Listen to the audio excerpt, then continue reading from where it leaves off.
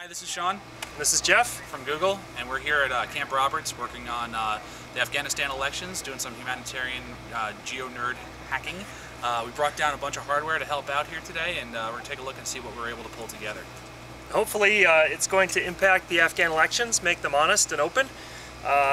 One of the gentlemen who was here is going to Afghanistan in a few days, and he's going to use an SMS texting technology to do some exit polling and compare that to the actual results.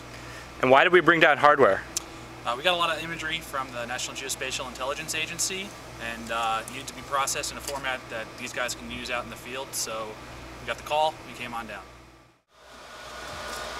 Hey, I'm Todd Huffman, and in a few days I'm going to be going to Afghanistan to help monitor some of the elections. And over the last few days I've been at Camp Roberts with this team working on new and experimental methods for handling aerial imagery and geospatial technologies and the workflows for how to do things in the field. And so as an example of what we've been doing, we got better imagery from NGA that we can make available to NGOs.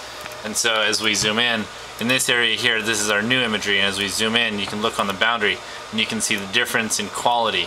On the left, this is what most NGOs have been working off in the past, and on the right is what they'll have available to them now. Great, so my name is Dylan Lorimer from Google, and we're really happy to be here providing some of our geotechnologies to support your efforts abroad. 3 days ago, NGA delivered to us a drive, unclassified, full of GeoEye 1 meter ICONOS imagery for Afghanistan. And from the Google perspective, our role was to process all that data into a set of usable tiles that we could offer to some of our colleagues from other organizations to serve as their base map. So hi, my name is Michael Magursky. I'm with Stamen Design in San Francisco, and I'm here working on OpenStreetMap data in a project called Walking Papers. General idea behind Walking Papers is that it attempts to close the loop between satellite imagery and OpenStreetMap data.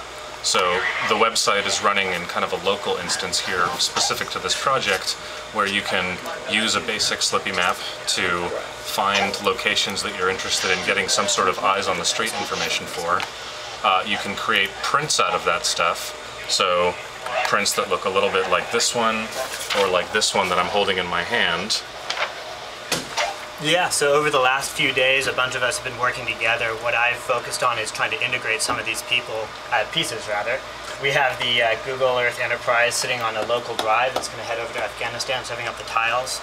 We've got OpenStreetMap, which will be talked about in a second. And then trying to bring those pieces together on the same map, overlaid now with the Graticule, kind of a grid that helps people locate exactly where they are on the map in a little bit more accurate way once it's printed out.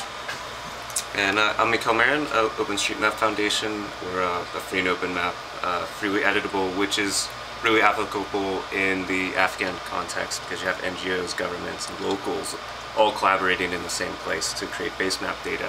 And once you have those walking papers in the field, you can potentially use those to send back reports via SMS GeoChat, update base maps from the field just using normal phones.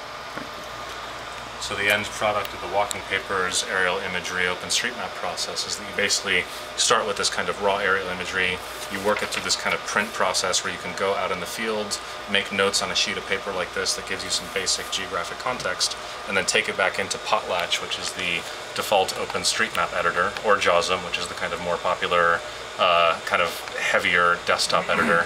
And the idea is that you get it into this environment, clues on the piece of paper help Walking Papers figure out where in the world the print came from, and then you get pieces of data that OpenStreetMap knows about overlaid on top of the scan. So you can imagine that if somebody had taken handwritten notes and placed them on this this piece of paper, then the scan might enable them to zoom in there and use the graticules and use the imagery and use their handwritten notes to help kind of beef up the data on OpenStreetMap in such a way that you can get notes that are specific to what you might see on street level.